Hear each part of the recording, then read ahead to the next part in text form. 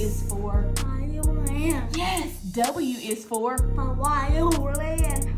This baby girl has Alzheimer's disease. Sadie is 8 years old right now. She has a diagnosis of Sanfilippo syndrome, and to kind of explain that a little better, her body lacks an enzyme that breaks down sugar molecules. It's like a form of childhood Alzheimer's. She kind of started losing some of her words, and in the past maybe year and a half, she's lost most of her words. She can still communicate a little bit. Most of her words are gone.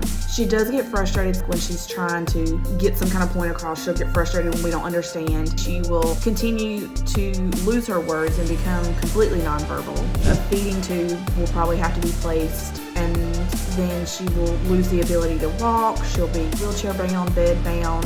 Lifespan for these kids is around 15 or 16, and then they usually pass away in their mid to late teens. Even though Alzheimer's is uncommon in children, Sadie was diagnosed early on. I had a normal pregnancy. Her delivery was normal, but immediately after she was born, she was having trouble breathing, and she was born at a local hospital. She initially was having the respiratory distress syndrome. At some point, we don't really know exactly when, she had a brain bleed, and we got a diagnosis at 3 months old because of all of the issues in the NICU. I just knew there was something more. She was not preemie, she was healthy. There's no treatment, there's no cure for Sanfilippo syndrome. The only hope for these kids is a clinical trial, and there's so few clinical trials, and all of the kids are trying to get in them. Sadie was kicked out of a lot because of her shunt and her brain bleed. They wouldn't accept her because of that. She did get into a clinical trial when she was 3 years old, and she showed really good progress there. Like, she was still learning and gaining a lot of skills. We didn't really notice any